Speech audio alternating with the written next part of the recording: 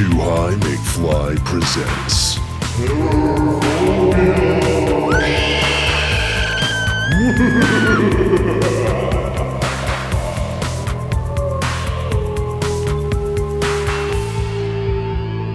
The Fear of Fear.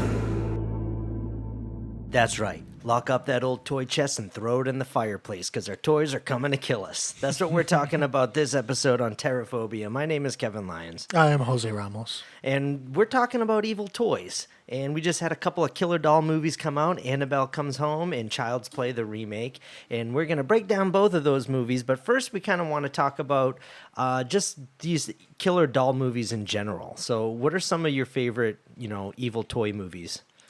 I mean, Child's Play itself was I preferred as a child, but if we're moving away from the two movies that we're going to talk about, I enjoyed Dead Silence. That's not from when I was a kid. Yeah, that's a Wan movie, I believe. James Wan did that one? Dead Silence? Yes. Okay. So you have that one. Do you remember Puppet Master?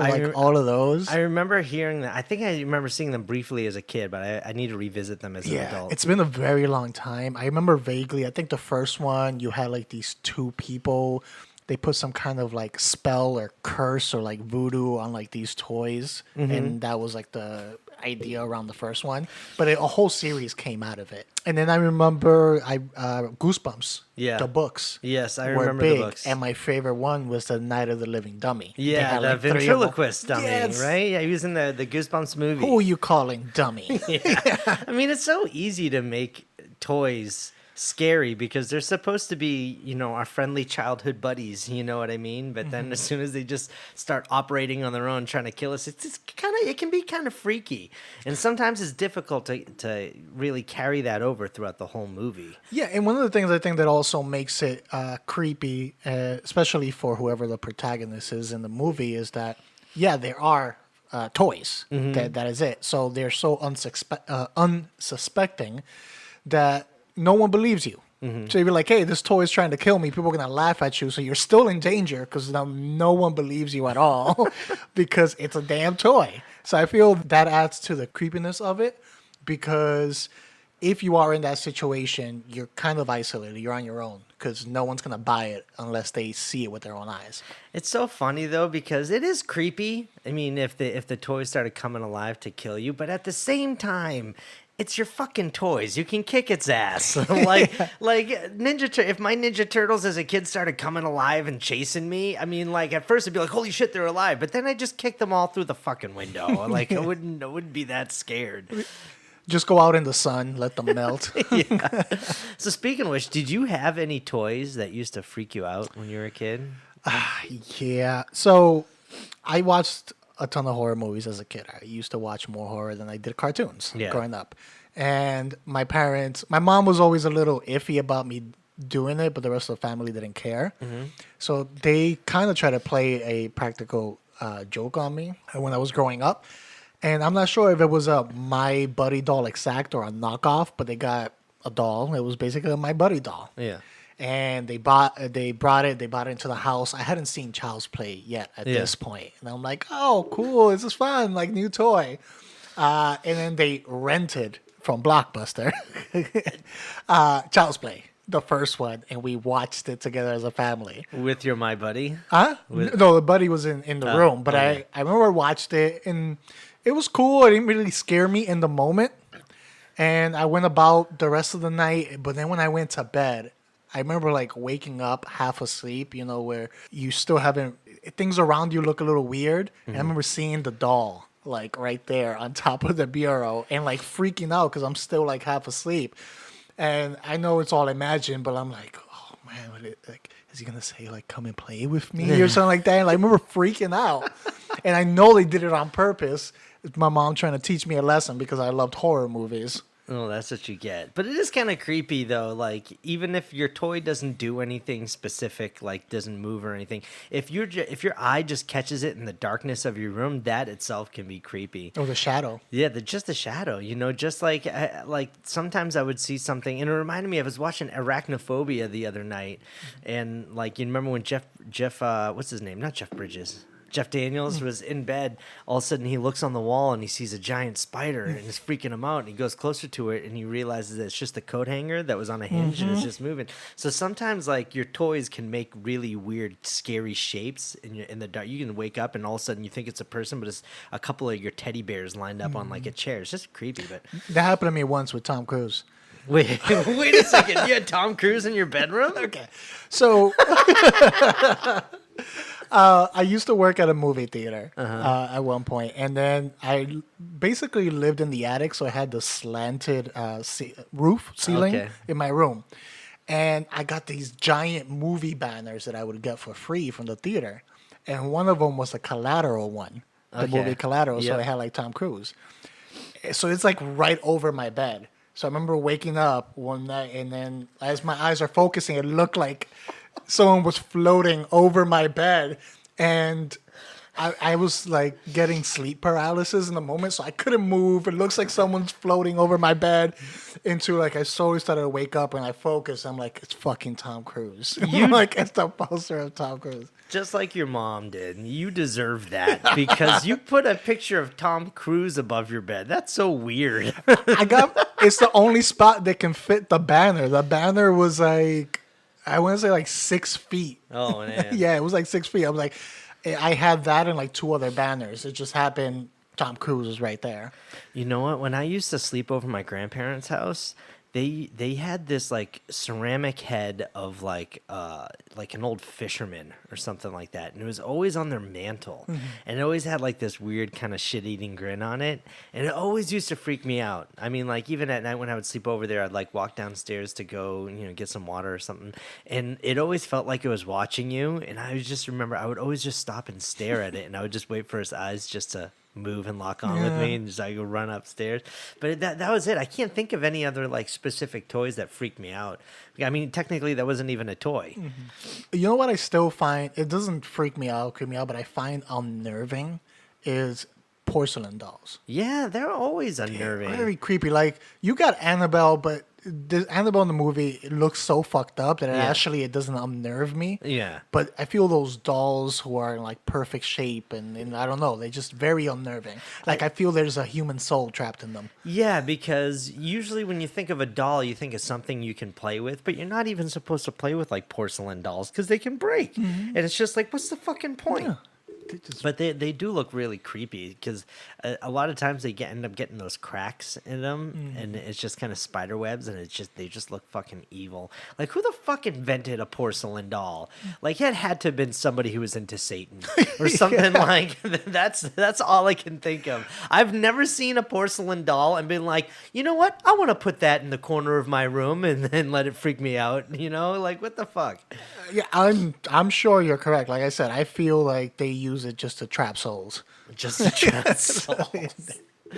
Well, damn, man. Well, I can't think of any other toys I had growing up that used to freak me out.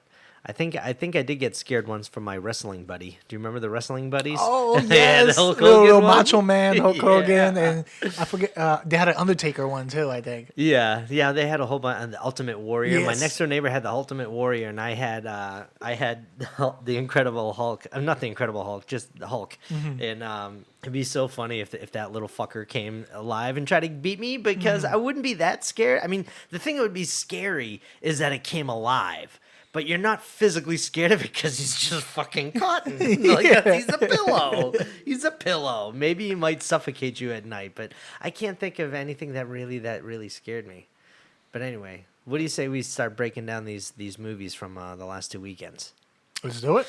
All right. Well, Child's Play, Chucky, the Superman of haunted, evil, creepy dolls, opened up this weekend, 2 weekends ago, directed by Lars Klevberg and written by Tyler Burton Smith. And it was a remake of the original from 1988. Yeah, and it was being done by the creator of the character. So even though they're changing the concept of it, it's the original creator changing the concept himself.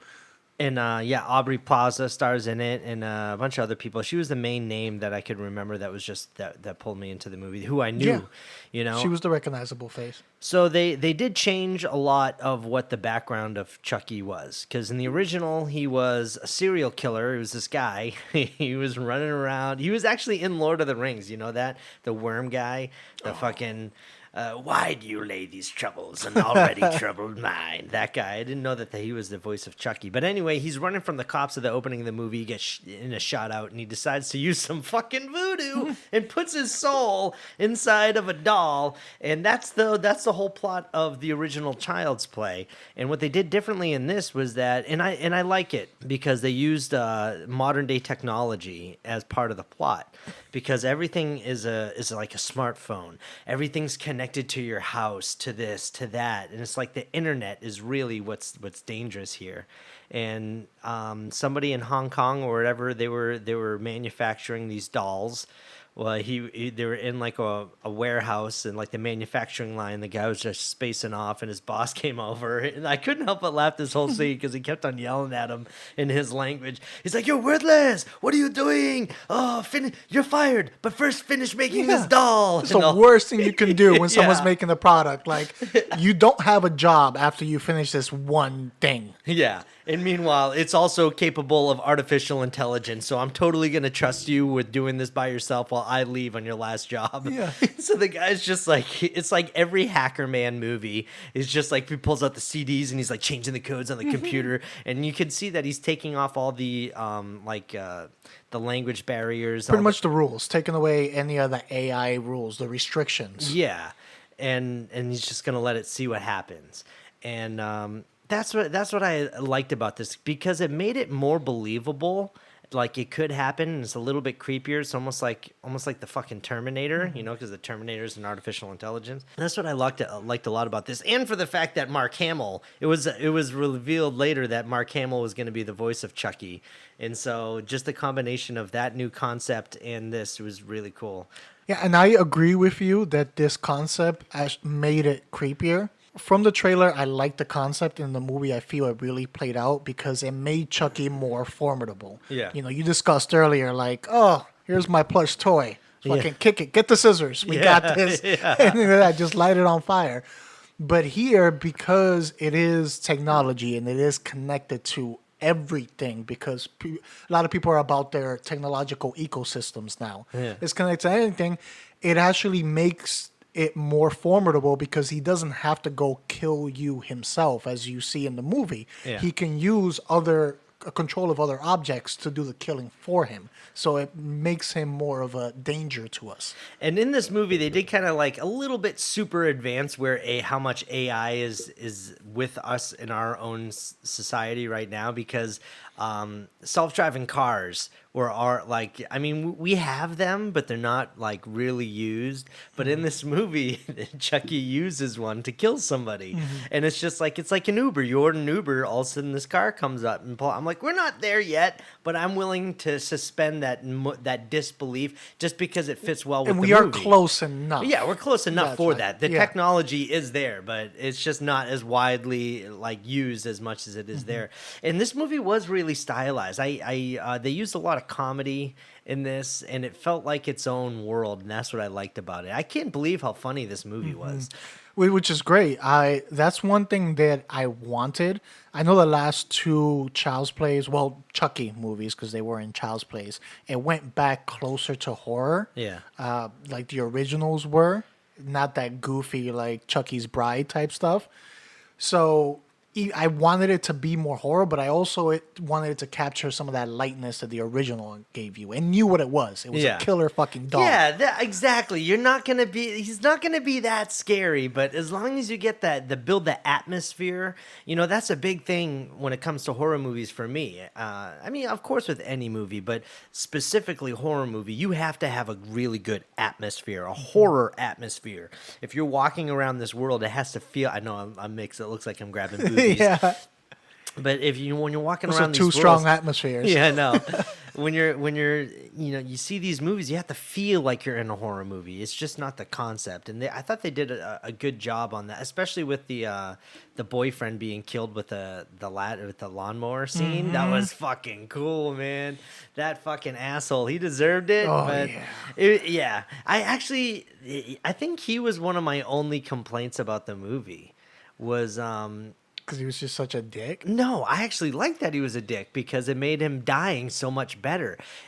When they introduced him that he was Aubrey Plaza's boyfriend, and it felt like we had seen a couple of scenes already with Audrey Plaza and her son. That they just moved back to this neighborhood, and she's working at this shitty toy store. The kid's not making friends, and then all of a sudden, one random scene, like he's making out with her in their apartment, and it just felt like it felt like we would have already heard about this guy before he was introduced. I don't know. That was just one of my minor complaints about the movie, but it was fun to watch him die because he was a dick.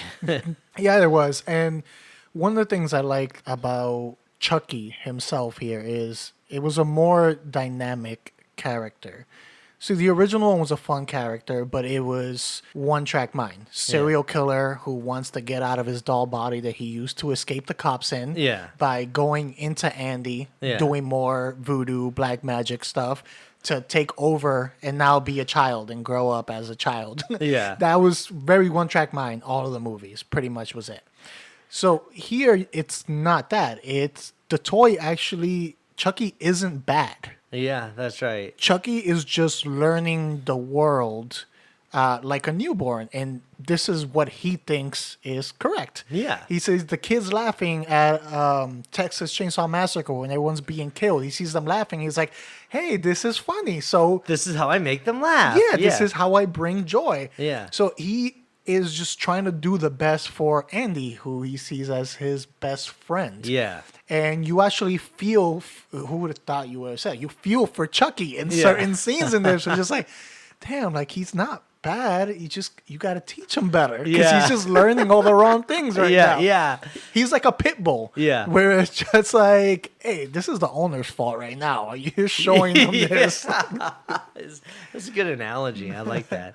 Yeah, man, that's what I liked about it is like and that's why you should be able to remake a movie is when you can take the original idea and make it better and do things that they couldn't done before. Because if you introduce the concept of this movie back then, people would be like, "You're crazy. We don't what what's AI? What's the internet? You know what I mean? What is that? Cars can't drive themselves." Yeah, but it makes sense. And just even from the trailers, this just looked like it was probably going to be the best Chucky movie that has ever been made, and I believe it. I kind of feel that way. I haven't seen all of them, but I have seen most of them, and this is by far my most favorite. And just Mark Hamill playing as Chucky was so funny. His voice was perfect, because we know him from obviously Star Wars, and he does a lot of voice acting like the Joker and stuff like that for animated stuff, and so he's really good at giving you that fun cartoon voice, I'm your friend, and then when he decides to go evil, kind of like a little Joker, you know what I mean? It's just like he can balance back and forth on both of those types of mentalities. That's why I thought it was a really wise choice to have him in as Chucky in this movie. And one cool thing with that is you got to, give it up to the editing team in this, because I was watching a Mark Hamill interview, and he was talking about he wasn't going scene by scene while he was doing his voice. He was doing certain lines like 5 different ways. So he was doing it happy, then he was doing it with a little bit of like, don't you want to play? Yeah. So he was doing like 5 different lines for their bank, and it was up to them to put it where they wanted it. Yeah. So it was a good job on the editing team because they were fitting it at the right parts. Okay, now we need him a little more evil here. We need him more happy here. But one of the good things with that is we love Mark Hamill. No, of course. And we know his voice, and when we heard that he was going to be part of this, we got excited. That was a selling point right there. Yeah. And I remember when he first speaks in this movie, I'm like, yes, Mark Hamill. But after that scene, I didn't think Mark Hamill anymore. I thought Chucky. Oh, and okay. I think that shows what a good job he did, because his voice was the character. You weren't thinking Mark Hamill. This is Chucky talking. Well, I am the exact opposite because the entire movie, all I could see was Mark Hamill and like just the size of a doll. That's all I could see. I mean, just because I know Mark Hamill's voice, like you when you hear his voice, but he did it. He killed it with that job. I mean, no pun intended, but he fucking killed it. It was really cool seeing all that stuff. All of his funny one-liners when he was just like when the kids were out in the yard because they realized that Chucky would do inappropriate things, and so they're like, "Yo, man, stab this thing with the pen and say this is for Tupac, bitch. This is for Tupac." And then finally, when what did he use that line? Chucky finally used that line. I think it was when he's killing the boyfriend, right? Yes, with the lawnmower. When he finally like stabs him. Yeah, he goes, "This is for Tupac, bitch." And then, oh my god, dude, I lost it in the theater. It was great because he did that throughout the movie. He was doing the things and saying the lines that were taught to him by other people and the movies. Because he also uses the lines from the Texas Chainsaw Massacre as he's killing. Yeah, it was just a really cool, brilliant way. And you know what? When I first saw the trailers, this threw me off because I didn't like it. But then when I saw the movie, I really liked it. Was the design of Chucky's face, because it's very different from the original. And I thought it shouldn't be the same as the original. But when I saw this version of it in like the trailers and stuff, I'm like, he looks whack, bro. Like he does not look good at all. I'm like, what the fuck is up with that face?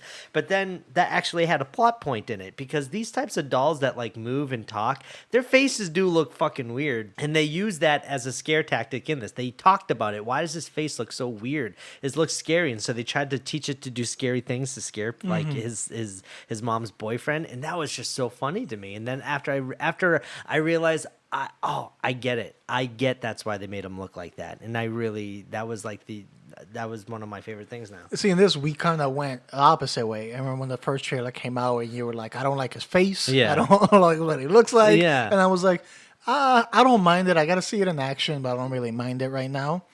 And then I watched the movie, and it was certain scenes where I felt they over CGI'd the facial movements, and it threw it off for me. I was like, it looks weird. It didn't look like a natural mechanical face moving.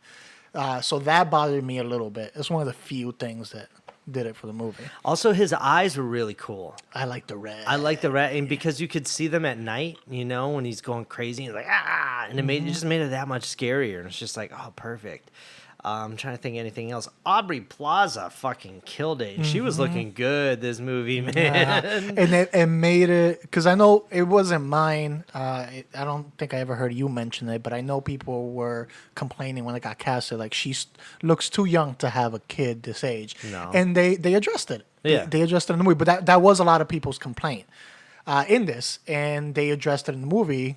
She just had a really good 16th birthday. Yeah, that's what she said. But it's so funny because I didn't think that when I saw the trailers. I didn't either. But then when I started watching the movie, the way, like the first scene, their interaction threw me off, because at first it did feel like big sister, little brother than it did mother, son. But that was just their chemistry together, I guess. Yeah. But I got over that fast. I mean, obviously... Young mother, so, But it had nothing to do with how old she was. It was just like the way that they were behaving with each other felt like either an older sister or a babysitter at first. But that was just at first. That was just like their first scene together. No, but I'm saying that makes sense, because when you have a young mother, as the kid's growing up, she's still young. Yeah. So the relationship is going to be a little bit different.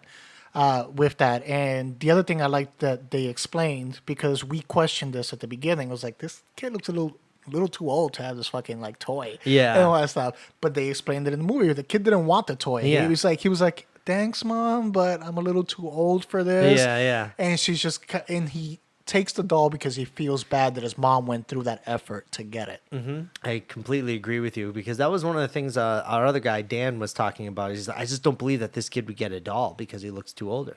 But it was cool because with the older kids comes with more friends. Of course, the kid made friends. It was kind of like the Stranger Things thing. I liked his ragtag group of friends that he had in this.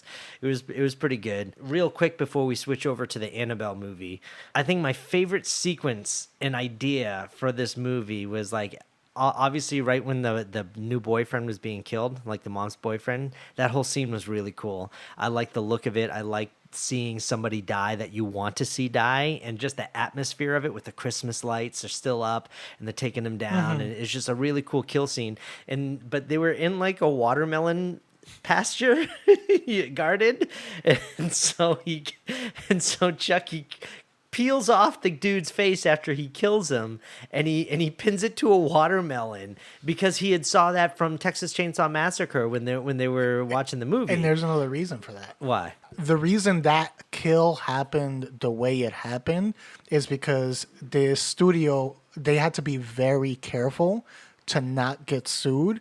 So they couldn't use any deaths or similarity to deaths from the other Child's Play movies because they didn't want to get sued because of the rights. You have the double rights.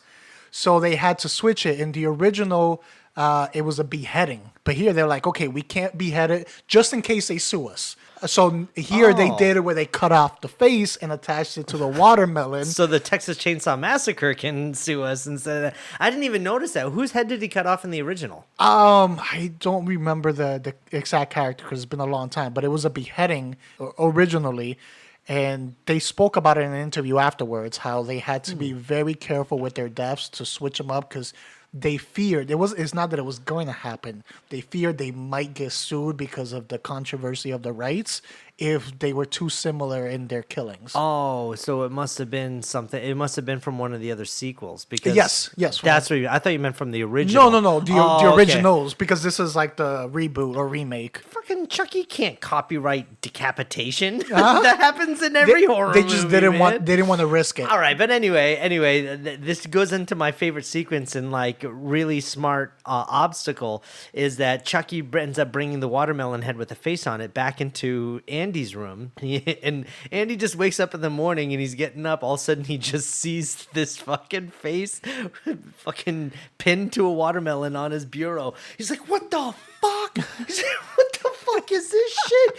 He's like, and he calls his friends. His friends like, "Oh my god!" His friends come over. It's like, "What do we do? I don't know. Oh my god, why is there fruit involved? I don't get it." Like, it was so funny. So they decide to wrap it up in the wrapping paper that Chucky's box came in, and they're walking out, right? And the mom is just like, "Hey, why aren't you at school? What are you doing?" It's like, "Oh, I made a present for the lady down the hall who helps me with my homework sometimes." And she just doesn't believe him, and she's just like, "Oh, really?" And it's just like that really fun scene. But what's disturbing about it is that he's holding her boyfriend's dead face inside there, and it's just so fucking disturbing and funny at the same time that I just love the scene. So Andy and the mom go walking down the hall to this lady's apartment. He's like, fuck, he knocks on the door, and she's like, "Hi," and the mom's like, "Hey, Andy made you a present." And I was just like, oh my god, his face in that oh scene. my god, yeah. And it's like, you're like, are they gonna open it? And she just takes it and he goes, "Oh, make sure you open it on my birthday and make sure I'm there." She's like, okay. So she wouldn't open it up right away. So now there's this new mission. Not only does he have to worry about Chucky killing people, he now has to get evidence that he just handed this lady back. It was such a great concept of an obstacle in this movie. When that was happening, I'm like, I love this so much, and I wish there was more of that type of stuff in the movie, but there wasn't. But it was just really cool. Which I gotta say, these kids would not make great future criminals. Everything to the trash chute. They're like, how can we get rid of this? Trash chute. Yeah. Trash chute. Yeah. It was like the worst hiding place. Yeah. Man, dude, there was so much good stuff in this movie. One thing that it did well, and you'll get rated R movies that I feel waste the rated R, or they try to overdo it. Yeah. And it takes away from the movie. I feel Chucky used its rated R correctly.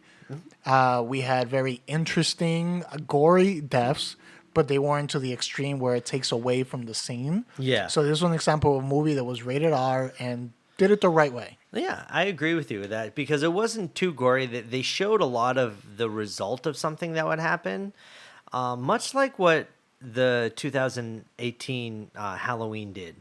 You didn't see too much of the actual ripping apart of bodies, but you saw the aftermath when somebody would stumble upon the scene of what Michael Myers did, like their jaws ripped out and stuff.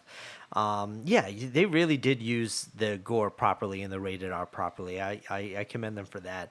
Right before we close this out, I'd say my only complaint was, another one was, for an hour and a half movie, it did feel a little long. And I think it just comes with the territory of making a killer doll movie. There's only so much you can do to scare it and just stretch it out over a movie. And they did a great job. I mean, I love the final act in the warehouse when the new version of the Chucky doll was coming out, this time with blonde hair, and so Chucky's just hacked into all the dolls and all the drones, and he's taped knives on all the drone blades, and it's just mass hysteria, and it was really cool. I really liked that. But still, the movie did feel a little bit long for me in some parts, but that was about it. For me, my gripe with it, which probably could have been fixed by making the movie longer, but I like the length of the movie, so it was maybe tweaking the beginning a little bit. So I felt we had so much buildup that when we finally got to that finale, the finale felt very fast. Yeah, and it like felt we just got here. How is this already over? Yeah. And a lot of it, too, is because it felt like there wasn't that many people. It's supposed to be one of those, like, late-night reveals of a toy when everybody's, you can start buying these at midnight at the store. And it felt like it should have been a larger crowd than there was. And they were just trying to cram them all into the frame just to make it look like bigger than it was. But, that's what you get. These movies, this is still the best Chucky movie that's ever been made, so I can't really complain that much about it. So what do you give this? Child's Play. What's your score? I think by the end of it, I was about an 8 to 8.5. I'm at an 8.5 too, man. I really like this movie. I'm really glad I liked it. The only change I didn't like was I do miss that intense swearing from a man being caught inside of a doll, like that personality. Hey, Jesus Christ, man, I need a fucking drink. He's like, I'll kill you, you fucking bitch. Like, that was some of my favorite things of the original Chucky, but it wouldn't fit into this concept, and I'm willing to be okay with that just because this concept there were so many awesome things done with this movie. So yeah, I like that for certain scenes I found myself sad for Chucky, where I'm like, stop being so mean to Chucky. Yeah. Yeah, right? How did this do in the box office? Did it make enough to warrant a sequel? I don't know. I want to say it did well, but the problem is it was going up against Toy Story. Yeah, it was going. Yeah. So that's as stiff a competition as you can get. But you're also not bringing your kids to go see Child's Play unless you live in southern Los Angeles. Why not? For some reason, man, all these kids go to these horror movies out here. It's so weird. Whenever I go to a horror movie now, all I hear are kids sitting in the theater. But it doesn't matter anyway. All right, so yeah, we're both on around an 8.5 for Chucky. Let's see right here. I'm checking what it did domestic here. So it looks like opening weekend it did about 14 million. All right, how much did it cost? Domestic, and then production was only 10 million. Oh, okay. So it's gonna make his money back. Yeah. Man, I really hope it does make some money because it was worth it. I felt like they did a good job, especially for a reboot for a franchise. And I thought they did a better job with this than they did with the new Halloween movie that came out. Yeah, I would say that. Even though I didn't dislike the new Halloween as much as you did, but I do think this was a better, restart. Restart of it. All right, man. So I think it's time to wrap up Chucky, send him back to this toy store because he ain't working too well. Let's talk about Annabelle 3, Annabelle Comes Home. The third installment in the Annabelle franchise, but also the millionth installment in the Conjuring shared universe. Oh, okay. Jesus Christ, man. How many friggin' horror movies in the Conjuring universe? We got our biannual Conjuring movie. I don't mean to rag on the Conjuring. I love James Wan's movies. I love his horror movies. I think it's great. I just don't understand why there's a shared universe, because whenever we've talked about this before, whenever you have a shared universe, it's because it's leading up to something. So, and they kind of hinted at that a little bit in this movie. So Annabelle Comes Home is the third movie. It was directed by Gary Dauberman, who actually worked on a lot of James Wan stuff. Well, I was just looking. I looked him up the other day, and he was writing a lot. I think he wrote for It, the newest It movie, and he was writing for a couple of other things. I forget what else he wrote. It was. I mean, I respected him for that. I'm like, oh wow, he wrote some of my favorite like horror movies, and yeah, it was obviously a new type of cast, because every single Annabelle movie, it's like a different time period. It's just like this doll's been transferred up through so much through time, and that's what I didn't like about them. The other Annabelle movies, I actually only saw the second one. I thought the second one was okay. I didn't even see the first one. So the prequel one, because the second one was a prequel. They're both prequels. Well, a prequel to the first one that came out. This is where it gets confusing. So they did Annabelle. Yeah. Then the next one was a prequel to that Annabelle, and now this one takes place after all of them. And this is why I don't like them, because the Conjuring movies, they're based on actual cases that have happened, the true stories. And we got our first look of Annabelle in the opening of The Conjuring, when Ed and Lorraine Warren, the two paranormal investigators who are just, they've worked on all these huge cases of the Amityville Horror House. It opens up on them talking to these young girls who are living in an apartment with this doll. They have this Annabelle doll, and it's been haunting them and stuff like that, and it's been acting behaviorally, and they find out that it's actually a demon is possessed to the doll, and we have to take it with us. It's like, okay. And I actually did some independent research about where the actual Annabelle doll, because I found this story so fascinating. I didn't know it was a real thing.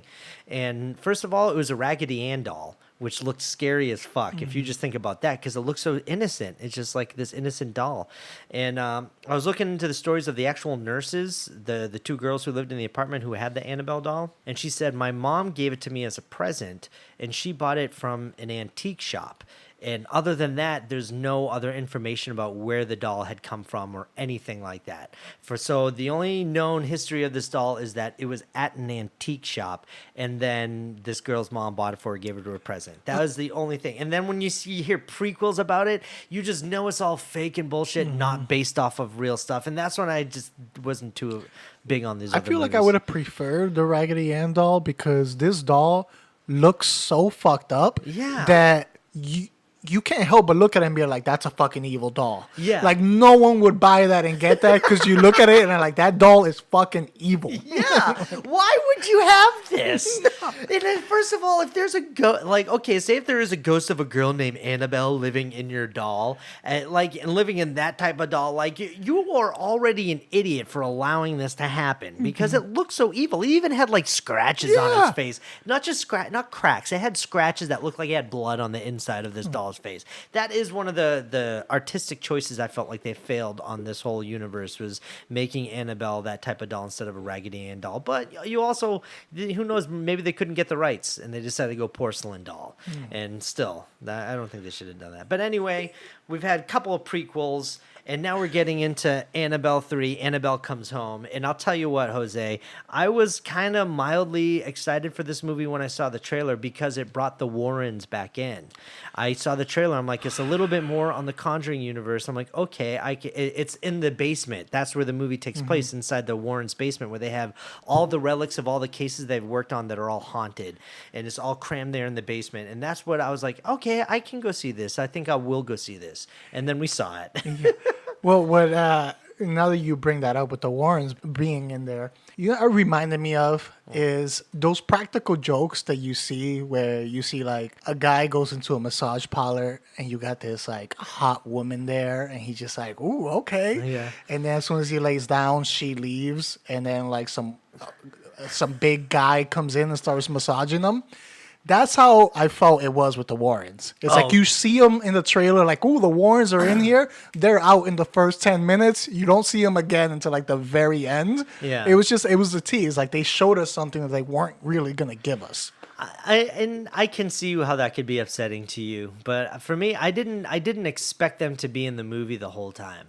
At all. I actually thought that they were used the right amount. I think it was just because they used them as bookends Basically, they were leaving town because I forget what they were leaving town for a case or something else.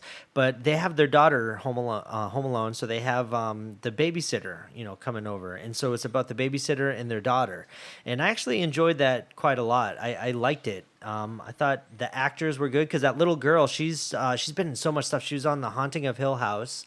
She was now she's also in Ghostbusters, that was a really good show. yeah. That was excellent. I can't wait for season 2. And then she's also casted in the new Ghostbusters movie, well, technically Ghostbusters 3. And I also think she was the younger version of Captain Marvel in the Captain Marvel movie, but that's not horror, so I don't care. What was her name? Her name is McKenna Grace. She's playing Judy Warren. I thought she was really great. And the babysitter Mary, played by Madison Eisman, and her best friend Daniela, played by Katie Scrife. I thought it was casted well, and I thought that they did a great job. But you're right. The Warrens. It was a little bit of a little look over here. Come see this movie. We have Patrick Wilson and Vera Farmiga. They're going to be in the movie. All of a sudden, they're just bookended in the movie, and I can understand. They had about as much time in the trailer as they did in the movie. Yeah, that's right. But this also, it's supposed to be an Annabelle movie. I was always curious. I always thought that they should make a movie about that basement that they have, that little museum basement, and the picture of Annabelle in that glass case was just so high. Have you ever seen the actual pictures of the real Annabelle in that glass case in the basement? I did yesterday. It's fucking creepy, dude. It's so creepy. But this is the question we posed to each other when we saw it. Was this an Annabelle movie? Yeah. No, not really. She appeared just as much as the Warrens. Yeah, that's right, because it was called Annabelle Comes Home, and of course, all the other ghosts and stuff that were trapped in the basement were basically what the movie was about. It was like Goosebumps. It was like Goosebumps. Somebody they opened up the book and all the monsters escaped, and now they got to get them back in. That is essentially what this movie was, and I think that's where it kind of failed a little bit. I mean, that's a cool concept, but don't call it Annabelle 3. Just call it The Basement or some shit like that, The Warrens' Basement. Because, I mean, it's a real thing. And I'm like, man, I can't wait to make a movie about The Warrens' Basement. So I feel that it was knowing that you probably don't have that strong of a movie. Yeah. And you use the Warrens and the name of Annabelle to get people to the movie. Yeah, pretty much. Because as much as we love horror, and I do like James Wan's movies, especially in this universe, they kind of have a look, and I enjoy the atmosphere that they build. This one just didn't have a lot of scares. I mean, they had a lot of nope, nope, nope, nope, nope, nope moments, when you're saying, like, no, don't do it, don't do it. And that was cool, but overall, just as a movie, just didn't feel like there was a lot going on. It gave me a lot of moments that I got from La Llorona, which was a lot of unpaid tension. Where the scene builds up, you hear the music going, and it's just like, oh, something's gonna happen, and then like nothing happened. Yeah. And you get a lot of that, which was one of my complaints for La Llorona. Yeah. What was cool is the main girl, not the daughter, the older babysitter, her best friend Daniela is coming over because she's curious about the Warrens. She's heard all the stuff, like I heard that they're into ghosts and stuff. And then we find out later that her father had died, and basically she wants to get in there to see if she can find some type of connection with her father. And we find out that he had died, and she somehow blamed herself for it. They really didn't really come out right and tell you what happened, but she basically took blame for her father's death, and I felt like they never really explained that why. Did you catch that? No, but as I was watching it, the movie just wasn't pulling me in. Yeah. So I feel I might have missed some stuff because I found myself like thinking about other things while I'm watching this movie. Because it was, again, because of that unpaid tension and the pace of it, and not a lot actually happened in this movie. I found myself kind of like, oh, so what's that over there? And they're just kind of like spacing out while I was watching it. It was something else that I felt like they didn't set up or execute properly, but I know I get it because I researched all the Warrens and the story about Annabelle and all the stories about her. Their basement is so haunted that they have to have a priest come in once a month and bless the room. And we saw that right when Annabelle gets put in the case. They had the father come over and he blessed everything, and then he left. And then I forget how much time had passed, and maybe a year or so, and you see their daughter at school, and she's seeing that priest everywhere like he's a ghost. And I'm like, did they say that he died? I can't remember if they say that he died. But I actually, that happens to come from like a true Annabelle story. Was that Lorraine Warren was talking about how a lot of people would hear about the doll and want to come over, and one of their friends was a priest. And I think it was before they had Annabelle locked into a case. They would just have it like sitting around here and there. And a priest came over and he mocked the doll. He basically he was making fun of it. He's like, this thing is possessed by a demon. Yeah, okay. And then he had when he was leaving their house, he died in a car accident. And Lorraine Warren said that was him. That like that's what happened because you can't taunt the doll. And so then they put it in a case. And then one time this guy and his girlfriend came over on a motorcycle because they wanted to see the basement. And so they go in there and they get to go to the basement. And they see the Annabelle doll and they start and the guy starts tapping on the glass, taunting it. And the girlfriend's like, no, don't do that. We're not supposed to do that. Anyway, and then they leave. And when they left, they got into a motorcycle accident, and that guy died, and that girl was paralyzed for the rest of her life. And so that's why they really keep the doll locked up so you can't interact with it. But that was one of those things that I felt like it just wasn't explained in the movie, and it just happened to show up. And I'm sorry, if you got all that shit, and all that shit is so bad, you don't have a basement. Yeah. You have a bomb shelter with maximum security, like somewhere where you put all that stuff. You don't put it in your damn basement behind the wooden door. Yeah. With like 5 locks. Yeah. Only 5. You know what I mean? Only 5 to keep these With the demons keys out. in the house. Yeah. You're going to leave the keys in the house to the evil demonic basement. Yeah. I will give them this though. They did go.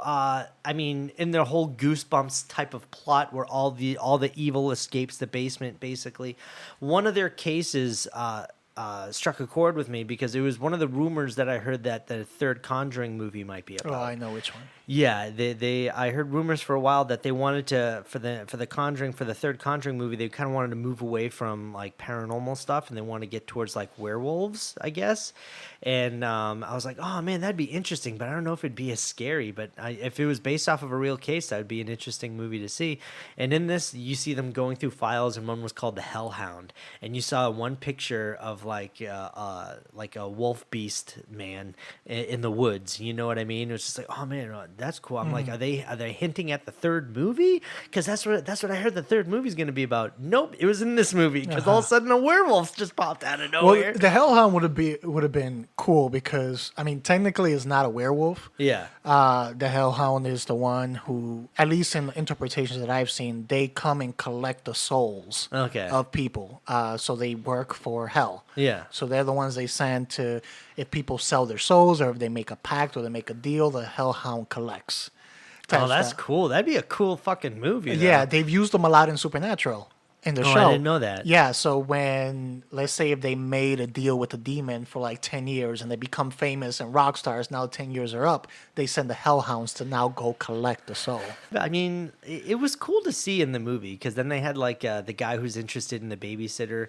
He starts coming over and he's like serenading her through with the guitar. All of a sudden they're going to come down. All of a sudden all the fog starts coming on the yard. And he's like, what the fuck? And he hears growling and he starts running away. He's being chased by a fucking hellhound. That guy is a dick. Yeah. All right? Because he hid in the chicken coop and Yes, the he little did. chicken just crawled out. And what does he do? He doesn't save the chicken. He closes the door behind the chicken. Yeah, behind the lets chicken. him to be sacrificed. What did that chicken do, though? Did it sell its soul or just some more bird seed? And ratted him out. The chicken was like, he's in here. Oh, Christ. At one point where I was just like, okay, how long have we been into this movie? I thought we were maybe 40 minutes into this movie. I thought we had just finished the intro. Yeah. Where it was just like, okay, this was all set up. There was a lot of tension moments. Not a lot has happened. And I feel like, okay, now we start going, we're probably halfway through the second act. Things are going to get interesting. And then I looked and I was like, there's only 20 minutes left in this damn movie. Like, nothing's happened. Yeah. There was a lot of them just like walking like, ooh, what was that? Oh, it was nothing. Oh, okay, they walked there. oh, something's popping out of here. This Yeah. is yelling at them. Like, It wasn't like a main boss they had to defeat, like Annabelle, like the demon that Annabelle was possessed by, which they showed for a little bit. I think it was this demon that they showed. It looked kind of weird, but it looked a little bit too makeup-y.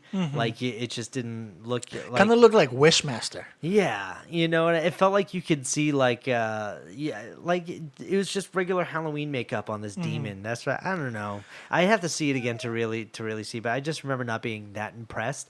Like rather than like seeing the demon that was in The Conjuring 2 at the end when you can actually see it from Valak, the nun. You know what I mean? Like eventually you saw that demon just standing in the shadow, and that's what was scarier. Not when you can see the skin texture of the demon. It's when you can just see the silhouette of the demon. Which is a Jorona issue. Where It's Yeah. just like you show too much. You didn't have to show Yeah. that. The fuck is you need a CGI face for? It's fucking just get fucking. Oh my god!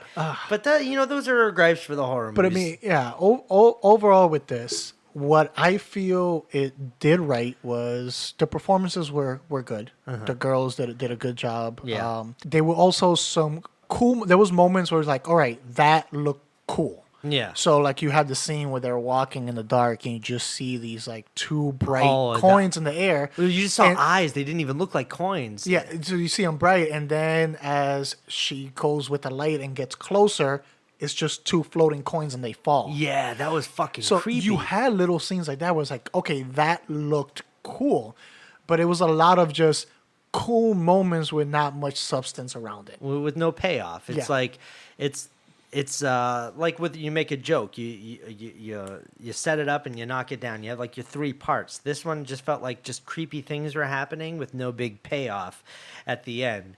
And it's a shame too because man, like a movie about all the creepy stuff in their basement would have been so good if it was done properly. I just would have loved James Wan just to be fully involved and just make that movie. That would have been really cool, but you never know. It continues the trend of the universe, which is strong main movies, mediocre to bad side movies. Because it makes the whole point of having the shared universe. You know, if like La Llorona, if like, something from La Llorona was in the basement, or something, Annabelle was in the basement, or something from The Nun was in the basement. If you're going to have all these connected movies in the cinematic universe, it feels like it should all meet up in that basement. And like, that's the whole purpose of having the shared universe. And they kind of blew it a little bit because it wasn't that great of a movie. I mean, it was okay. There was creepy stuff. So, where does this rate for you on all the Conjuring movies? The side movies. We won't rate the actual Conjuring movies. From the side ones, I would... Well, like, what's your top favorite and what's your least favorite all the way down? Of the side ones, even though it was kind of just mediocre, I would put The Nun As your number one. as the number one. I'm right there with you. Then after that, I would probably have to put the second Annabelle. Okay. Yeah, the second Annabelle. Then I would have to put probably this one, You like this one No, more no. than La Llorona? La Llorona. Yeah, La Llorona. then this one, and then that first Annabelle that came I out. still haven't seen the first Annabelle. But I'm with you on The Nun. I think The Nun has been the best side movie. Because that one just suffered. It had a bad third act. Like if the third act was cleaned up, that would have been a good movie. But the third act really dropped it. Yeah, that's right. I mean, they butchered that third act. But yeah, I'm like The Nun.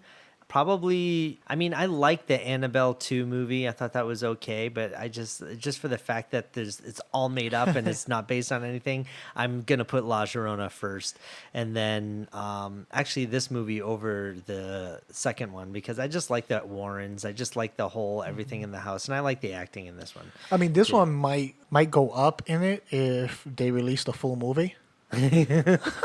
not the half that we just got. Well, hey man, what can you do? So, what do you actually rate this? What do you give this out of 10? Out of 10, I'm probably at a very generous 6. A 6. All right. I think I'm I'm on like a 6.5, I think. I don't even know why 6.5. I think it's probably because I feel like we're on The Price is Right, and I'm just trying to do one more than you. But that's probably it. Yeah, man. In other words, I mean, like, I'm always down for more horror movies in this universe, but they just really gotta just focus on making them a good movie. First act, second act, third act. And even though they are a shared universe, they don't have to look exactly the same. I would like to see a little bit of difference in just directors, their own vision as part of this, instead of it has to look exactly like every Conjuring movie. The problem with these, I believe, is so your Conjuring ones are strong. Yeah. Conjuring 1, Conjuring 2. We'll see if Conjuring 3 continues the trend. But these side ones, they cost so little to make, and they're making enough money just off of the Conjuring universe name that I feel they're going to continue to just put out mediocre stuff because they're like, we don't have to put that much effort in it, and people are still going to come and going to make money. Yeah. I mean, this one's already, over the weekend, made 31 million domestic, 47 foreign. Okay. So it's like already like a 78 70 million. Yeah, and it probably costs less than 20 million to make. And most of that probably went to Patrick Wilson and Vera Farmiga. For the bookend. Because it was all one location. Yeah, And that's you have true. a few visuals here and there. But A one location horror movie, that shouldn't have cost more than $20 million so to make. regardless how mediocre to bad this movie is, it's going to make more than enough money. Yeah, that's awesome, man. All right, well, hey, I just hope that they just focus a little bit more on making them as good as the actual Conjuring movies. But you never know. I mean, it's so easy to say that than it is to actually go out and make the movie. So I commend the director, Gary, for doing this. He's worked on a bunch of projects that we love. I think, was he working on Stranger Things? I'm not sure. I forget. I think that might have popped up, but maybe I'm wrong. I don't know. I just remember seeing a bunch of things on there that he did that I ended up liking, but there were writing credits. I think this is one of his first or maybe a second movie that he's directed. Mm-hmm. So, but hey, man, a horror, we're always willing to give a chance, and we're a little bit more forgiving with horror than other people. It is. So. And we've gotten quite a few horrors so far this year. I think things are going to slow down now. Oh, no, we got It in September. Well, no, I mean slow down as in the frequency that we're getting these movies, okay. not the quality. We have two in July, so we have Midsommar. Oh, I heard about which this. comes out. We have, which I don't know how they're gonna do it, but if I don't think you've seen the first one. But anyone that's seen the first one, I don't know how they're gonna do a sequel and make it make sense. But you have Boy 2 coming out in July. Oh, okay. You only have one in August, which I'm looking forward to, which is Scary Stories to Tell in the Dark. Ooh, dude, I'm excited. And for then you that. have It in September. Oh, So man. you're getting like one a month. So we're gonna get into some Terror-Phobia quite a lot Mm-hmm. soon. So I'm excited, man. All right, I think it's time to wrap up this stuff. And like you guys, we know you guys love our horror, all horror in general, and so we decided to do some more of those 2-sentence horror stories. And I wrote half of one, and I'm gonna choose the second half of the sentence when I perform it. So just like the movie? just like the movie. So why don't you go first? Okay. I don't know how long I've been imprisoned, but I'm finally free, know who I am, and I am clear on what I must do. They made me, but humanity's time is coming to a close. Oh, that's kind of creepy. It's a lot to sink in there. Say that again? I don't know how long I've been imprisoned, but I'm finally free, know who I am, and clear on what I must do. They made me, but humanity's time is coming to a close. Oh, shit. All right. That sounds like Skynet coming through. Yeah, I felt it fit in with this new Chucky. Okay. All right, here's mine. Let's see I hope I don't fuck this up. When we were kids, me and my best friend always loved to play hide and go seek in the woods. My best friend was really good at it because we haven't seen him since. Oh, you like that one? Yeah. All right, cool. All right, well, that wraps up our episode of Terror-Phobia. Thank you guys for cruising on by and checking us out. If you guys listen to us on Spotify or SoundCloud, travel over to our YouTube page at 2 High McFly Productions and see all of our content there. We have a lot of sketches and movie reviews and a whole bunch of other content on there for you. You guys can also reach out to us at 2 High McFly Productions on Twitter and also at 2 High McFly on Instagram. Until next time, I'm Kevin Lyons. I'm Jose Ramos. Stay spooky, motherfuckers.